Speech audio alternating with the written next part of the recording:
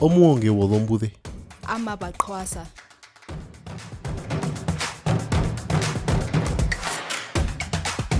In fact, nearly all of us have been using WhatsApp as a feedback channel for our conference. And apart from that, it has become a crucial part of our everyday life and everyday communication, especially, as already mentioned, in times of a global pandemic. But how can you utilize WhatsApp as a tool for journalism training?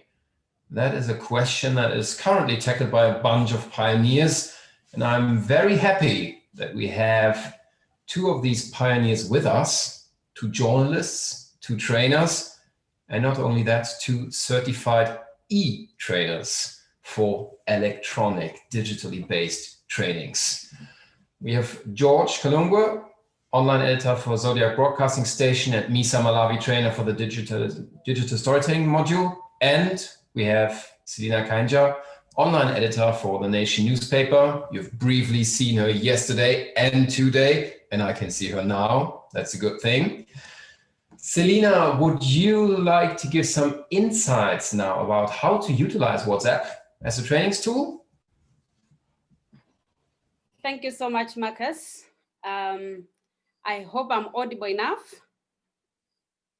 Thank you. And thank you, Aubrey, for starting the ball rolling. This is a presentation by myself and my colleague, George Kalungwe. The main topic is WhatsApp as a training tool.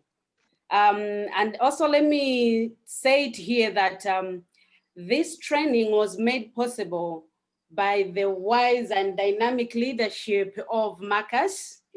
So the co-trainers are myself, Marcus, and George. One of the key issues that I've heard listening to presenters before me, that is since yesterday to just now Aubrey finishing up his presentation, one key issue that I've picked up from all these discussions is the issue of sustainability, be it sustainability in journalism training, education, or running of the day-to-day newsroom. And Mr. Mtonga yesterday talked about it. Aubrey touched on it. I think Zenzel in the morning also touched about the issue of sustainability and the issue of adapting to new ways of doing in the face of the pandemic.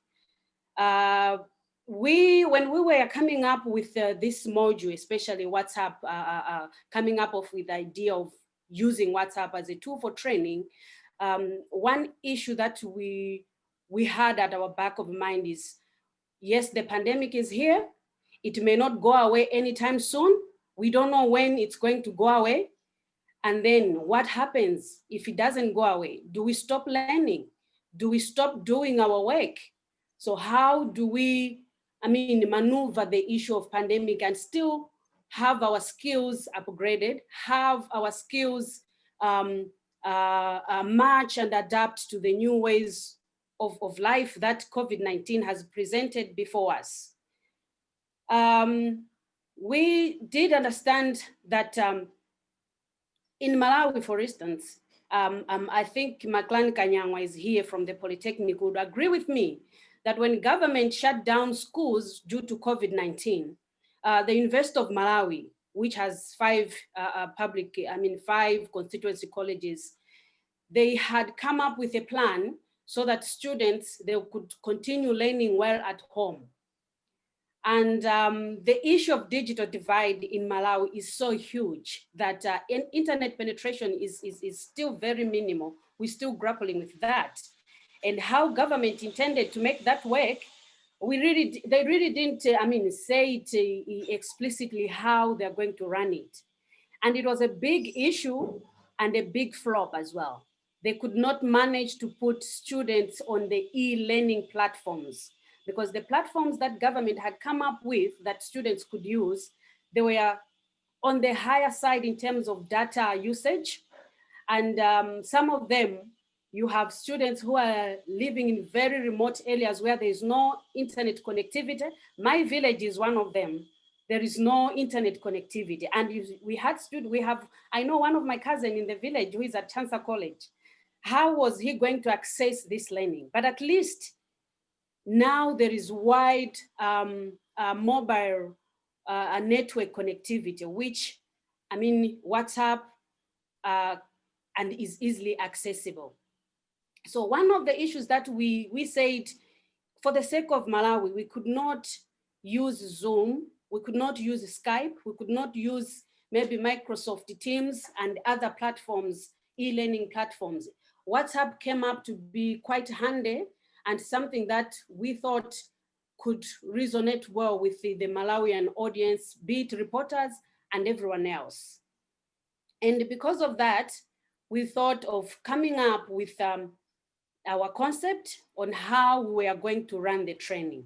So the training ran for 10 days. We started on the 21st of September to 2nd October.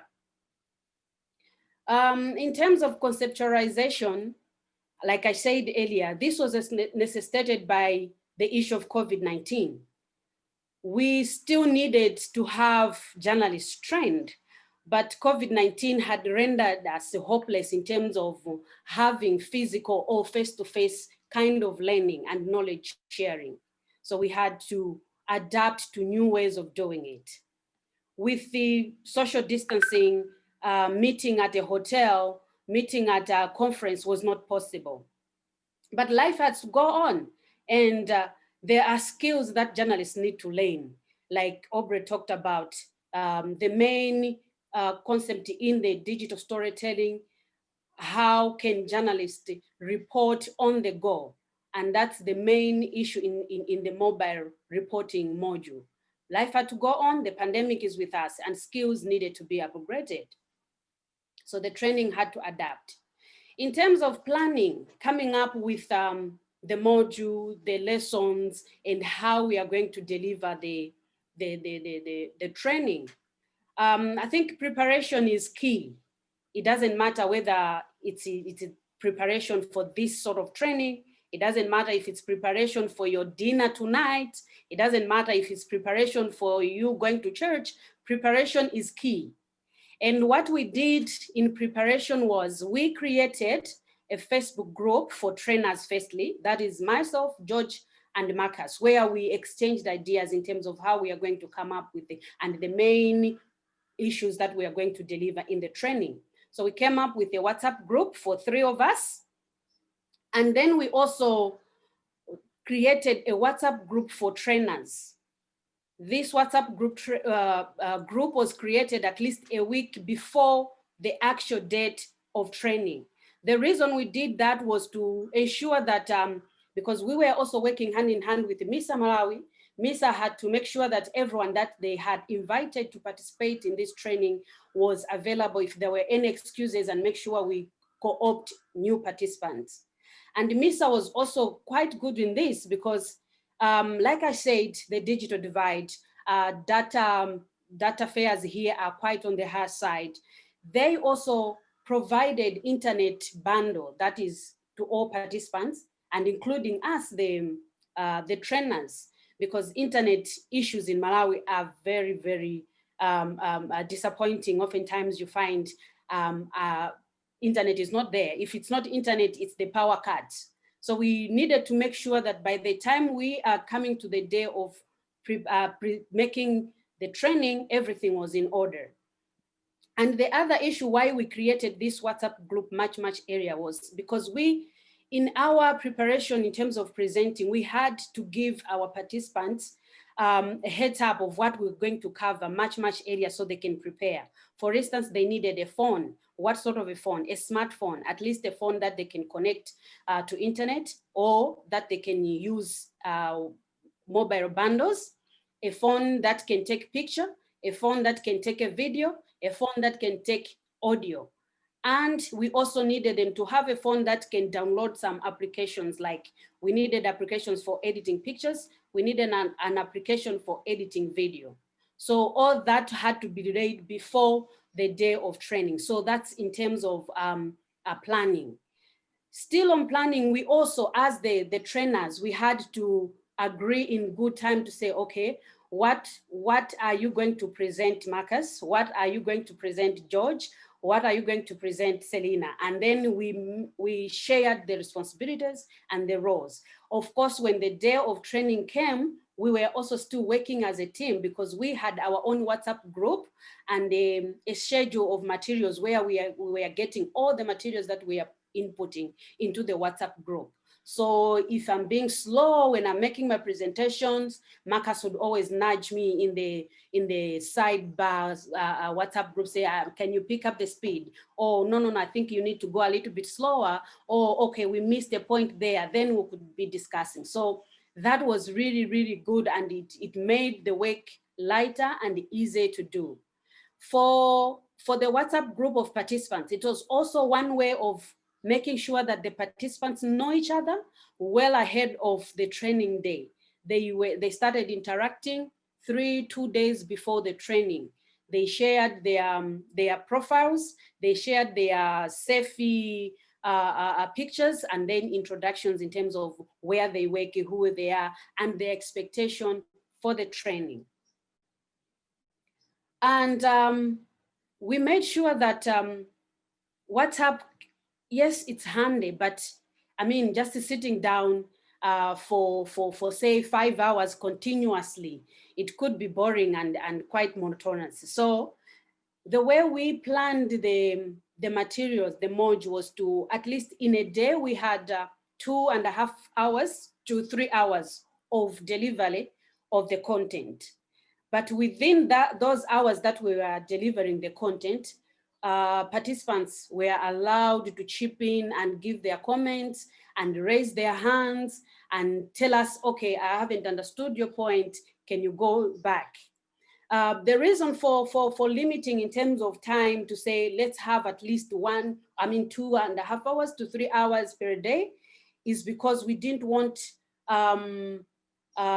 I don't want to use the word bore our participants, but to make it still exciting, to make our participants still want more from us. And like if we could have started our workshop, let's say from 7:30, 9 o'clock to 5, and then we knock off continuously texting on WhatsApp, that could be very tedious. So that's how we planned the module. Again, we also planned in terms of giving assignments one day. So if we are delivering the content, let's say today, Friday, then they have Saturday, Sunday to work on the assignment.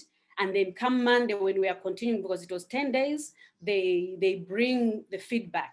We'll have evaluations and then we'll have feedback, a day of feedback. Meanwhile, in the course of working with the assignments, because WhatsApp is quite personalized and handy, it's something that they're working with. I mean, they have it all the time. If they have problems while they're working on the assignments, they could still post their comments and would help them as trainers, as participants worked on their assignments. So maybe the question would be, there are several online platforms that we could have used for training. Why did we settle for WhatsApp? As I said earlier on, the first reason that we settled for WhatsApp is because of its cost effectiveness and its convenience and flexibility in delivering of content. WhatsApp doesn't use much data as compared to Zoom or Skype or Google Meet. So we had to take that into consideration and decide on WhatsApp. And the fact that it's quite convenient, it's something that someone can be multitasking. They could be on WhatsApp working on their assignment and doing something else. And it's flexible in terms of, it's quite personal, the talk. It's not very, you don't have someone standing in front of you, lecturing you, giving you content, but it's a two-way sort of message delivery where you are sending the message as a trainer, the participants are chipping in with their comments. There is no time for them to, I think there was a time we had a training, a face-to-face one in Blantyre. And one thing that I noticed from that face-to-face training was some people were afraid to ask questions, maybe because they were not sure what their colleagues are going to say or what the participants are going to say. But with WhatsApp, it was very easy for them to ask any question that we wanted. I don't know whether because it's online and then we could not see facial expressions, but that was a plus for us because we had quite an attentive and participatory training and an interactive session. The other reason why we went for WhatsApp is because of the interactivity, like I already said, and easy to use. It's user friendly. And because WhatsApp, it's also easy to store information. So whatever we are training and discussing, the pictures that we are posting, they could store and back them up in their phone memory or on Google Drive. As a plus, as a bonus to using WhatsApp, it's the issue of security. I'm sure all of us, we sometimes get skeptical when we log in because we are not sure our information is safe or our interactions are safe, how our is data safe. So with WhatsApp, with the inclusion of end-to-end encryption protocol, that makes WhatsApp messaging and data quite safe. So we also considered that. So what are some of the tools that we used in our training? Just a smartphone. A smartphone was our main tool for this training. And we had, in our area discussion with the participants before the training day, we had already spoken to them and told them that the kind of cell phone that we needed, one that is able to take a picture, a video, audio, and at least one is able to download some software. And we needed a phone that is well charged, like we have issues of power. I've just been a victim a few hours ago. We had no power, and lucky enough, power came back right on time before Aubrey started making his presentation. And the other thing that we needed from the participants and which we had conveyed to them much earlier before the training day was for them to download softwares that we are going to use during the training. So we had the two main software applications that they needed to use. One was the Snapseed. Snapseed is a picture editing application. And the KineMaster is for editing videos, because in the digital storytelling module, we mostly focus on those issues: taking pictures, taking videos, reporting on the go, texting, and also writing for the web. How can you quickly post a picture on Instagram, on Facebook, while you're on the go, that you don't have to go to the office and sit down behind the computer and start typing? So we needed those applications. And the reason we chose those applications as well, just like the main platform, which was WhatsApp, it's because Snapseed, KineMaster, they are free. You don't have to pay to download them. And also the interface, they're quite user-friendly. You do not need to be, you can actually learn on your own how to maneuver through the applications to edit your pictures as well as to edit your videos. For those that needed a quite more professional kind of work using KineMaster, it comes with a watermark. If you use KineMaster for video editing, it comes with a watermark edited by KineMaster. But for those who are able to pay and download the one that they had to pay for, they could do that. But for the training, we just needed a free application that they could use and learn, and maybe afterwards sit down within their newsrooms and discuss with their bosses if they needed a more professional application. And the other thing that was quite interesting, and we used it more in our training, we used less text and more visuals. I think when people see pictures, it sticks to their brain more than text sometimes. So we used more visuals, less text. And then WhatsApp comes with a lot and lots of visuals. You know, we've been sending each other text messages on our WhatsApp group in this conference, and we've been using, the emoticons. We used a lot of emoticons. So this is how we used our emoticons. We had an emoticon for a cup of tea. And when we posted that, our participants knew that now it's coffee break. We had an emoticon for question, a question mark to say, can you stop me if you feel you have not understood the point or you have a question? And we had an emoticon if someone is just completely lost and confused, you know, the eyes, the roaring eyes are like, I'm completely confused. Can you stop? Pause. We had all those emoticons showing. We also had use of multimedia content to break monotony, the pictures that I've talked about. And that worked well because even in our interaction with the participants, they too could also send back the emoticons and we shared. So we also, the major issue in all this training for it to be done the way it was done, it was the schedule of materials. We had created a schedule of materials within ourselves, that is Marcus, myself, and George, where we posted every day. We had to fill the schedule of materials with the content on what is going to be presented on what time and when.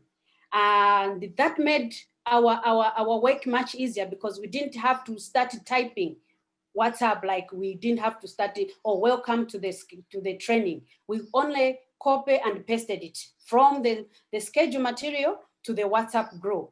And that made our training flow very smoothly and easily and on time. Marcus, do you want to stop me here or can I continue? I do not want to stop you here, Selina. I just want to open up the floor for any questions. Now you learned a little bit on how to do it on WhatsApp. And if you think about content that you want to convey, are there any practical questions that Selina can give you direct tips on how to do that?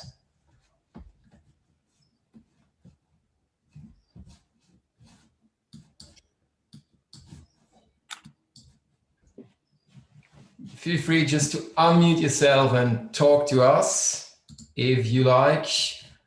I will share the WhatsApp screen again from the group so that you get a direct impression on what was going on in the group. Otherwise, Selina, maybe you can talk a little bit about your greatest learnings while doing this training. I will, while doing that, show our WhatsApp group a little bit, and then we can maybe in 5 minutes do a little break, play a song, get some air, and then we can dive into it. Hi, Marcus. Oh, Edward, you have a question? Yes, I have a question to Selina. Perfect.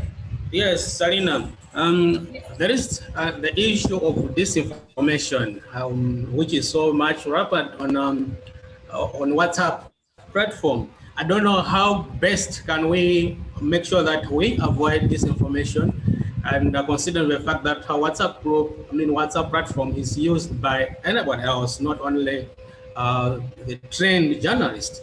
So as a journalist, as an expert on this particular platform, to what extent do you think journalists could avoid propagating disinformation using this platform, which we are actually now taking that platform as the best platform, considering the fact that we have been hit by COVID-19?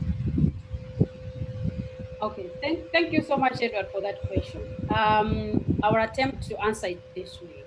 I think we've been talking about the issue of remaining relevant as media organizations and maintaining standards in the media despite the pandemic.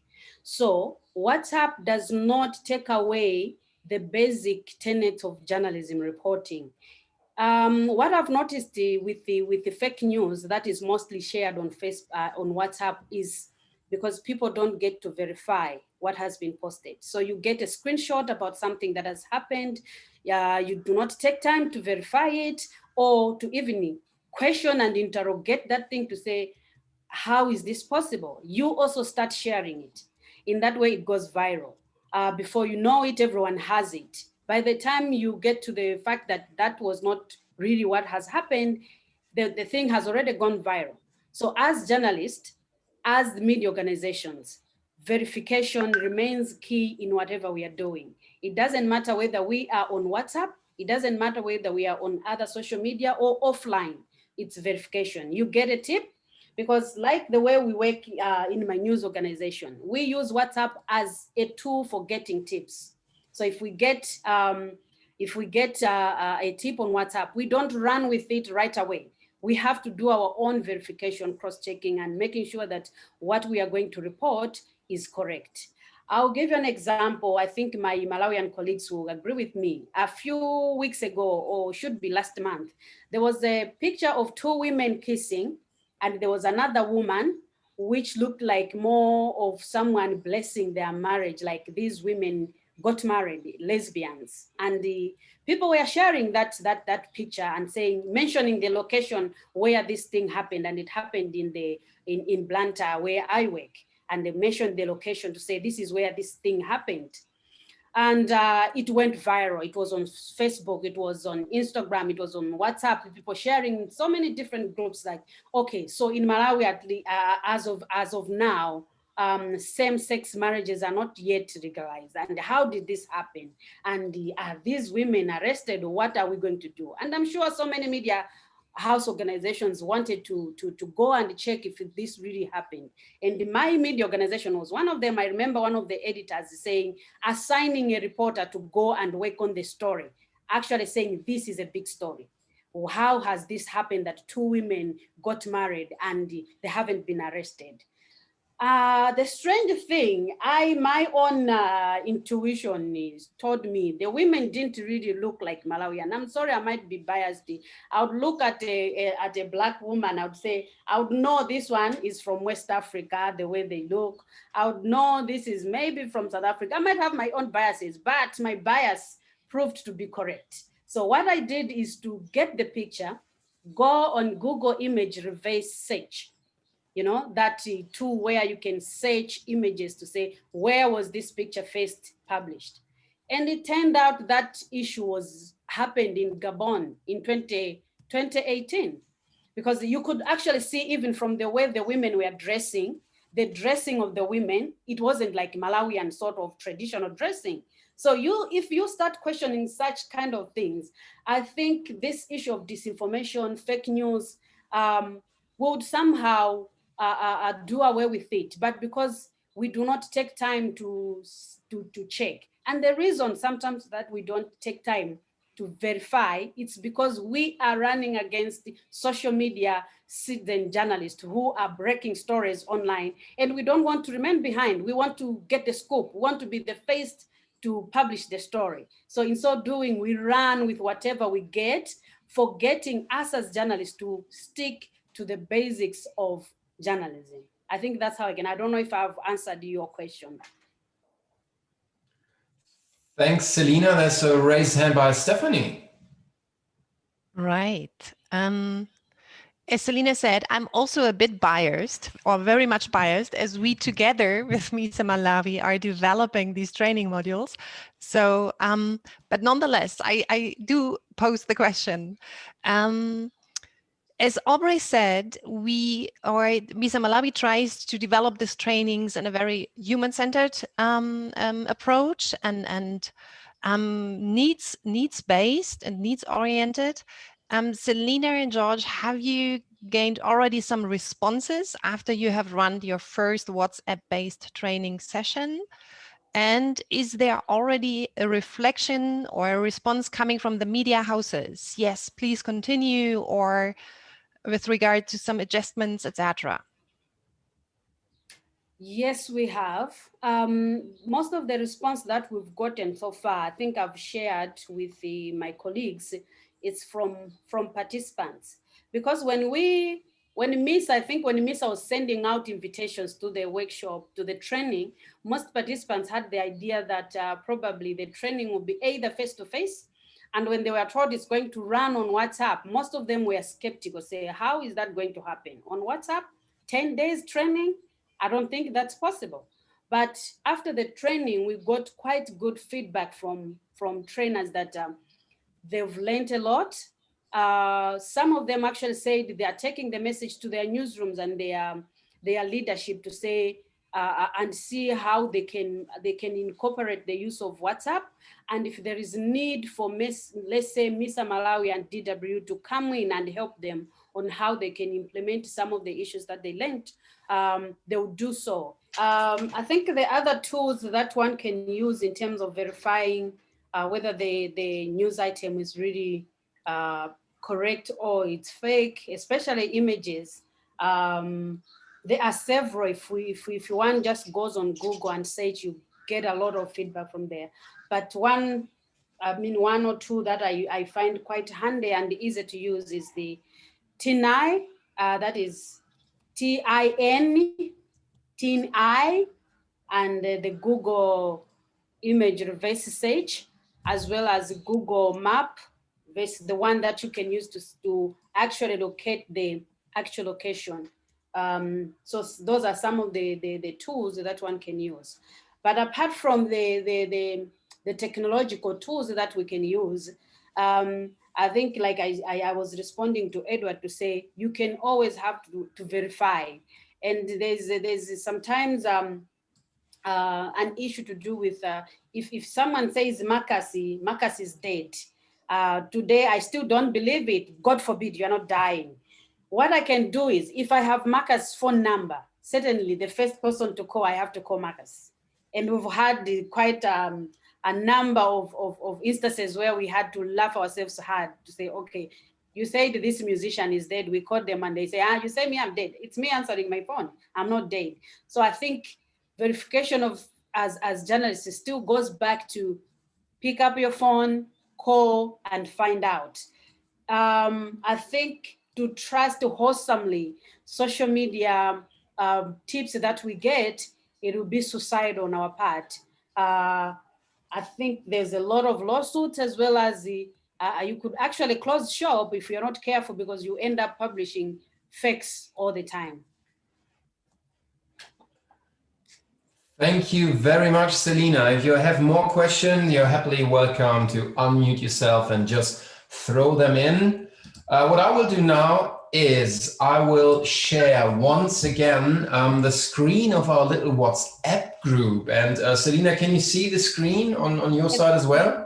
Yes, I can. Yes, I can. Maybe you can describe a little bit what is going on here in this screenshot, because this is the screen from day one. Do you recount how we started? Yes, I do, Marcus, I do. So on day one,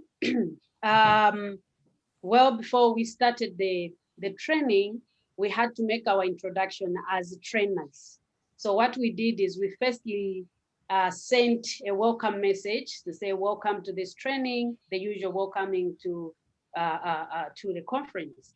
And we also sent a picture of myself. In that picture, there's myself, Marcus, and George, to say, here we are the trainers, because sometimes it's easy to be talking to bots online and not real people. You don't know. So we had to show our faces, that people had to trust us to say, okay, we are talking to human beings, not just bots.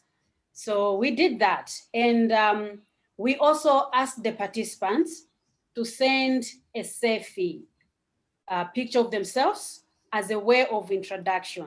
So they took a picture of themselves, tell us their names, where they work, what they're working on, what are the expectations from the training, what is it that they would like us to cover probably in that particular training or going forward.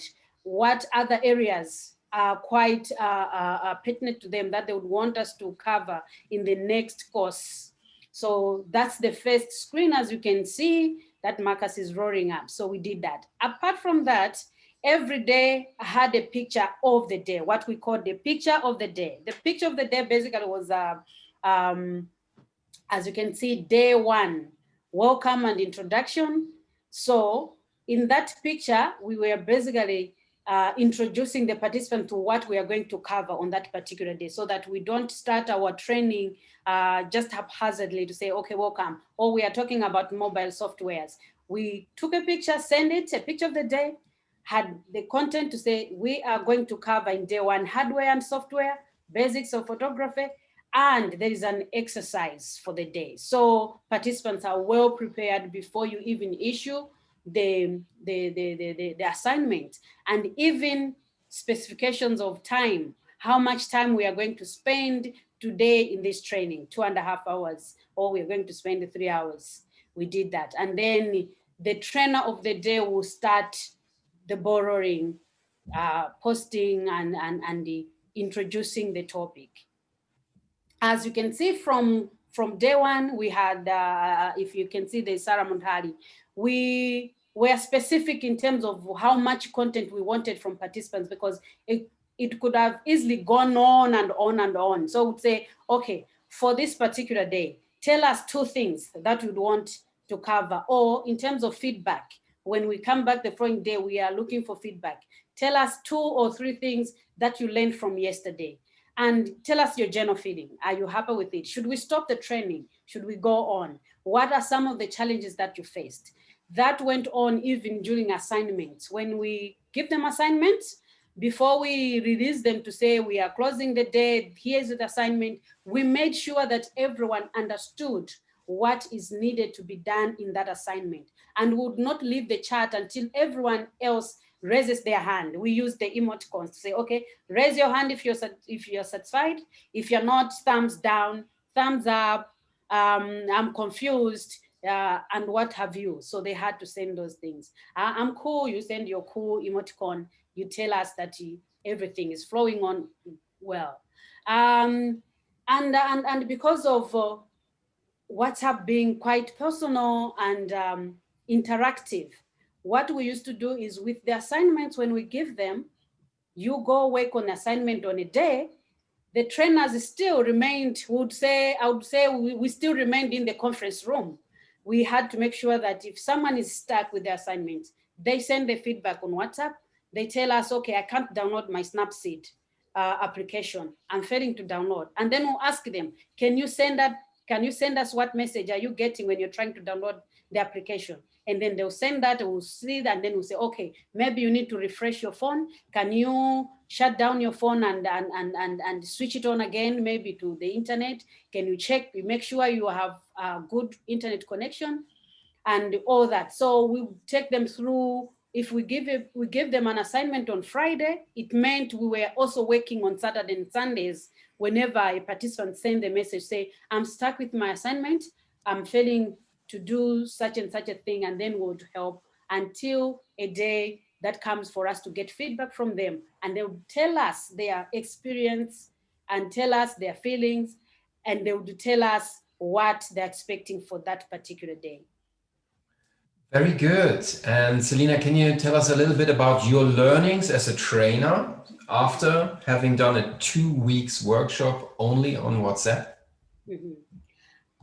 As a trainer, one key issue that I picked from that training was if you're not careful, it's possible for you to be talking to nobody. You would be on WhatsApp and everyone looks like they're online, but they're not there. So one trick that we used to do is to make sure we tag people's names, call out, just like I would call out, say, Teresa, are you there? Right now I can call someone, say, Aubrey, are you there? And then you raise your hand to make sure everyone is still participating and is still there. More or less like nudging them up, waking them up, say, if we send feedback and we see that it's just 2-3 people commenting, the rest are not commenting, would say, okay, can we now hear from Sarah? Can we now hear from Moses? Can you, Aubrey, tell us something to just make sure that we are all in the same place and we are following the discussion. The other thing that I learned is the issue of, I can't overemphasize the issue of preparation.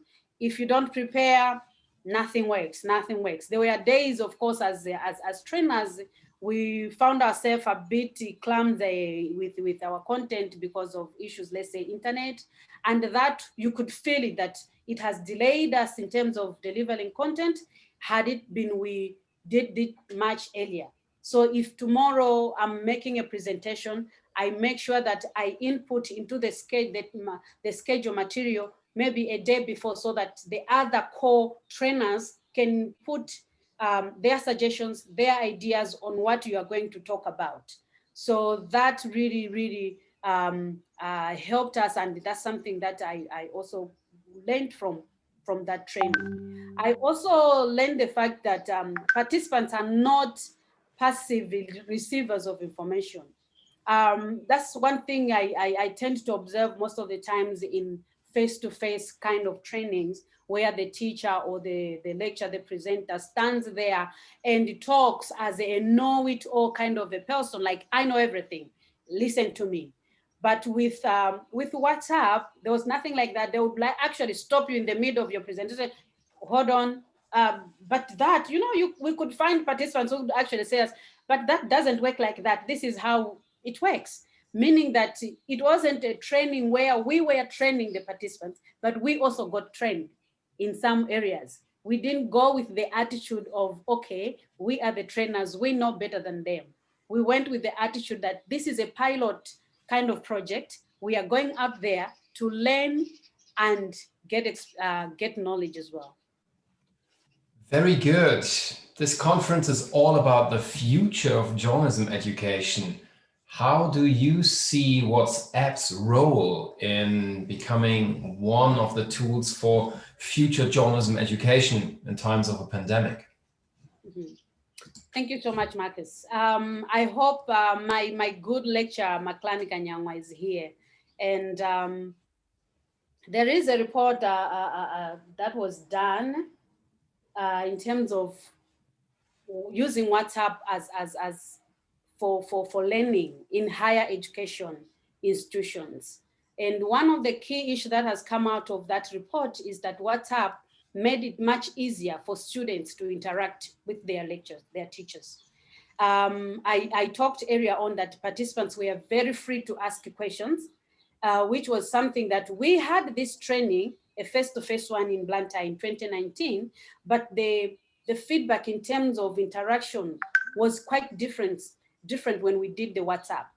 We noticed that the people were more interactive, more participating with WhatsApp, asking questions that probably even the face-to-face, they wouldn't ask you, thinking, you know how someone would think, I don't think maybe this question is a silly question, let me not ask this. But with WhatsApp, they were able to say that. It takes away the barriers between the lecturer and the students. And in terms of information sharing, I think education institutions can use WhatsApp in the context of Malawi. Easy to use. You can send documents, you can send your assignments, you can send discussions, you can create discussion groups. So you have WhatsApp groups. Students can also create their WhatsApp groups within that course to say, Mr. Kanyangwa teaches media ethics. And then you have given them an assignment, they'll be discussing in their WhatsApp group. I feel WhatsApp is the future for education institutions, something that they need to seriously look into and incorporate in their curriculum in terms of e-learning. We in Malawi, I'm still saying that because we would want to experience with the other platforms, but we also understand our limitations in terms of data is quite high, expensive, and the digital divide, the internet penetration is still very low. You have areas where you don't have. In the face of the pandemic, I know schools have just opened in October, but if our education institutions had platforms like WhatsApp being utilized, I think they could have pushed some of the subjects that they needed to teach probably in July, in August, and not teaching in October. And, so yeah, I think there's future in WhatsApp in terms of journalism education. Very good. Stephanie just shared the link to this study, and I have seen that Chloe is still with us. And Chloe, you have actually pointed me to another study on WhatsApp, and you're using WhatsApp at Kubatana as well, right? Could you elaborate on that a little bit?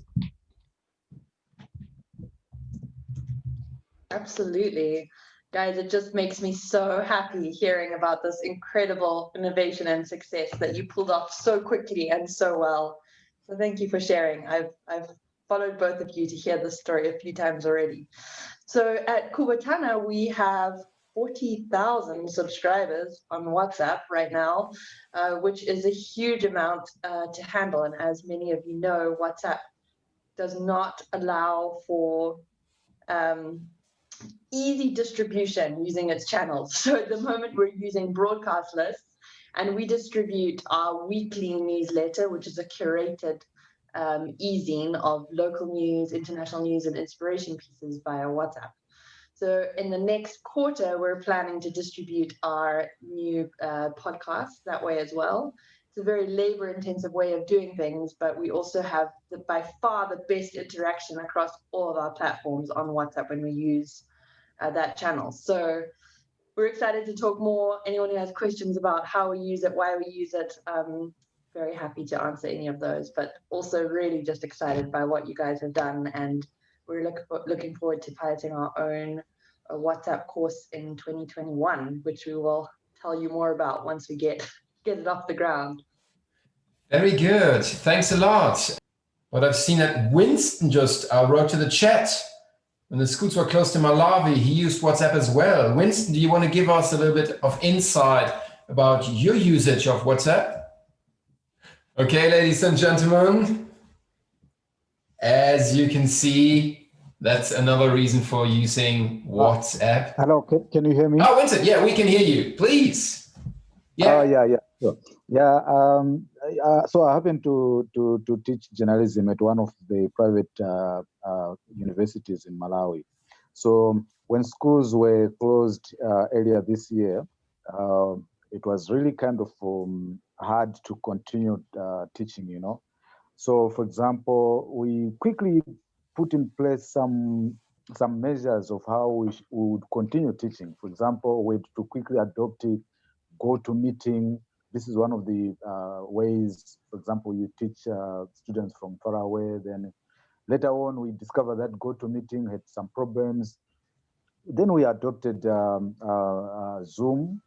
Yeah. So, but talking about WhatsApp, we really found it more interactive because most of the students are always on WhatsApp. With Zoom and these other applications, they were complaining of, internet bundle, so to say. So, but with WhatsApp, well, it's light application. They found it more user friendly. So we could students could ask questions. I could respond and also post some notes. Yeah, it was really so helpful.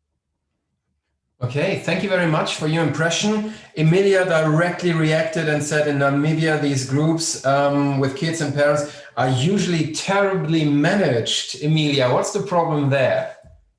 And perhaps we have a solution, and I'll forward that to Selena afterwards. Emilia, are you with us? You're muted? Yes. Yeah, so I've had so many complaints from aunties and uncles on how people are posting on these groups at odd hours and sharing all kinds of issue here, because now parents are leaving those groups because they just don't find it, although teachers are sharing the information there, they just find them very problematic.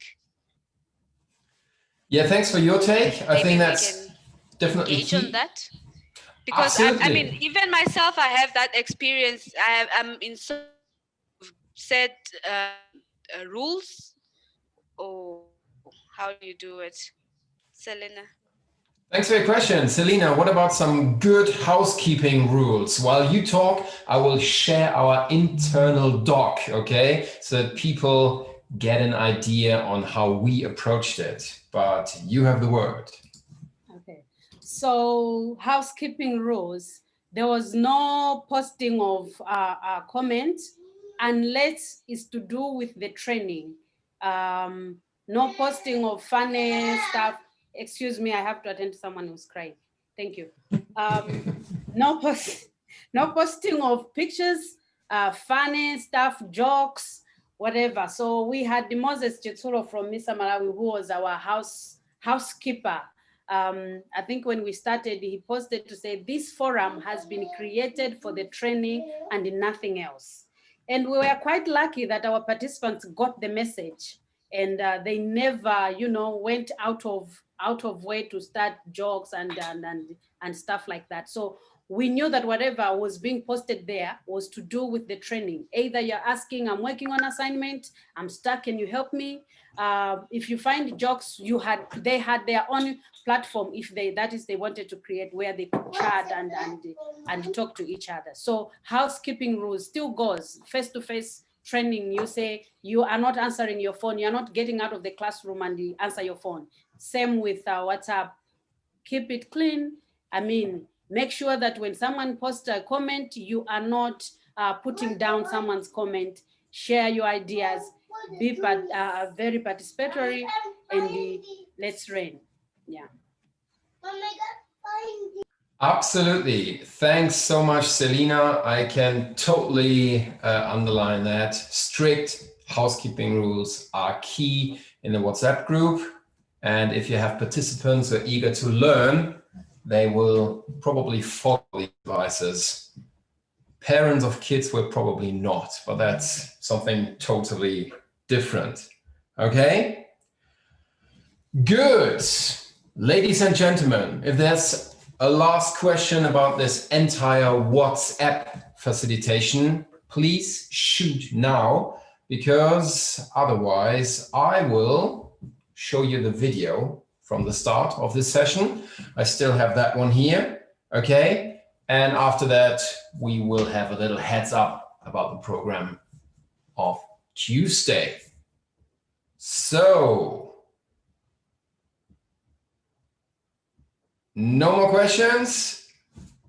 Well, as we have learned, we can always use WhatsApp for further question. So thanks a lot, Selina, for these insights. Very good. And now, as promised, let me share the video from the beginning of the session, because this is the MISA session and it should have started with a video. It can very well end with a video, okay? I hope we do have sound here. Let me therefore just disable these thingies in my ear. I'm pretty sure that this is quite useful not to use these. Otherwise, I will hear the sound, but you won't.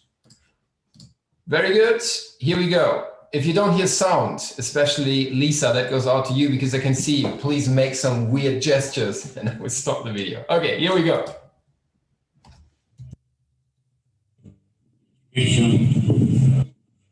We have at least 2 trainers for the thematic area, and they carry out the training workshops that we have carried out so far in collaboration with the international trainers. Some of them are based in Germany, some of them in Zimbabwe. So we really have gone into this partnership looking at something much, much broader than Malawi itself. We've also even had our own local trainers who have been trained by DW Academy conduct training elsewhere. So we think that we are growing, and we have shown that growth by even being able to deliver some international trainings in Namibia, in Zambia. So we needed to continue with journalism education. But obviously we faced the challenge of COVID-19. Our main partner, DW Academy, and ourselves went into the co-creation. We have had a digital training where our 2 local trainers partnered 1 trainer from Germany. And they had to do this virtually. So they had to come up with the content, look at how the content would be delivered, even getting to see how we can still be engaging with the participants during those trainings. Right now, I'm at Pamozi Park. People protesting. Minister of Health, Komi Ponda, has reached all Malawians. Changes are inevitable in our modern world, so we need to look at how we can still continue to make sure that there's quality journalism even in the digital age, even beyond COVID-19? How do we continue to even deliver a training from Malawi to people in Zambia?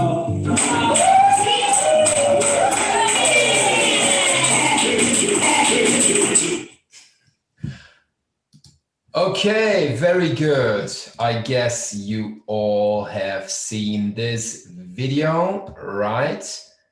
And that means, ladies and gentlemen, we are coming to an end of day 2. We had an exciting day with shared responsibility between the Namibia Media Trust in the morning and MISA Malawi in the afternoon session, and we tackled a lot of topics. We had Rihanna and Zenzele giving insights from Zimbabwe in a very powerful session this morning. We had Alan and Emilia identifying the future model of journalism education. If you want to dig deeper, they posted the studies to the WhatsApp group. And we had Aubrey opening the afternoon session, talking about co-creation and collaboration in the digital age to enhance media sustainability. And as you've just seen, Selena on how to use WhatsApp as a tool. Okay, so that was day number 2. Omuuonge Uozombuze. Amaba.